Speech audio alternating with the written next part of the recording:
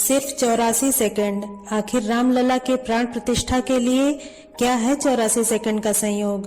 इस 84 सेकंड के संयोग को संजीवनी मुहूर्त क्यों माना जा रहा है? प्राण प्रतिष्ठा के लिए 84 सेकंड ही क्यों तय किए गए?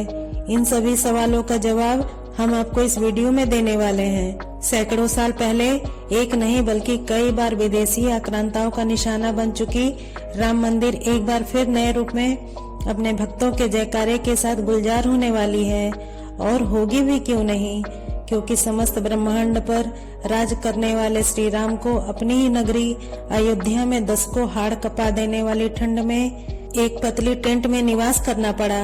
हजारों राम भक्तों को अपने प्राणों की आहुति देनी पड़ी, लेकिन अब ये बलिदान, ये संघर्ष एक भव्य दिव्य मंदिर आस्था के रस में डूबने को तैयार है। हम सभी किस्से कहानियों में सुनते आ रहे हैं कि त्रेता युग में जब श्री राम वनवास से लौटे थे तो अयोध्या में उनका स्वागत लाखों दिए जलाकर दीपावली मनाकर किया गया था, और आज कलयुग में भी ठीक वैसे ही श्री राम का स्वागत किया जा रहा है।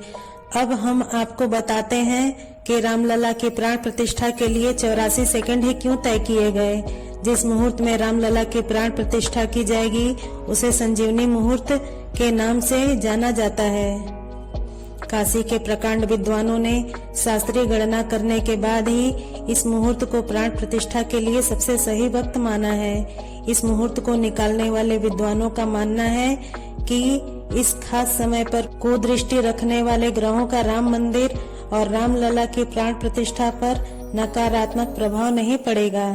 22 जनवरी को दोपहर 12:29 और 8 सेकंड से लेकर 1:30 और 32 सेकंड के बीच इन 84 सेकंडों में ही पीएम मोदी, जो कि इस प्राण प्रतिष्ठा के यजमान होंगे, उन्हें रामलला के आंखों की पट्टी खोलनी होगी, और उसके साथ ही उन्हें काजल और आईना दिखाने की पूरी विधि भी इन्हीं 84 सेकंडों में पूरी करनी होगी।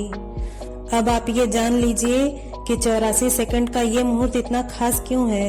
22 जनवरी के दिन दोपहर 12:29 और 8 सेकंड से लेकर 1:30 के बीच मेष लग्न का गुरु इस मुहूर्त की आत्मा है, और इसकी खास बात यह है कि दोष उत्पन्न करने वाले ये 5 बाण यानी कि मृत्यु बाण, चोर बाण, अग्नि बाण, राज बाण और रोग बाण इस संजीवनी मुहूर्त के बीच ब्रह्मांड में मौजूद नहीं होगा।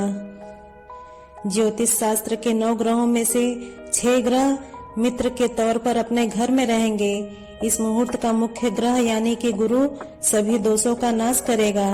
बाकी के ग्रह राहु केतु के चारों तरफ ना होकर सिर्फ 2 तरफ ही होंगे, जिसके चलते काल सर्प दोष का असर भी खत्म हो जाएगा।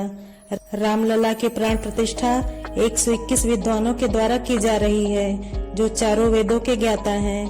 काशी, प्रयाग और अयोध्या के अलावा दक्षिण भारत के भी विद्वान इस प्राण प्रतिष्ठा में शामिल होंगे। रामलला 9 रत्नों पर विराजमान होंगे, और इसके साथ 1008 छिद्र वाले घड़े में भारत की पवित्र नदियों और समुद्र के जल से जलाभिषेक किया जाएगा। इसके साथ ही 9 हवन कुंडों में एक साथ हवन किया जाएगा। इन सभी विधियों के बाद एक बार फिर रामलला अपने गद्दी पर विराजमान होंगे, और सैकड़ों सालों से चला आ रहा संघर्ष पूरे विश्व के लिए मिसाल बनेगा। जय श्री राम।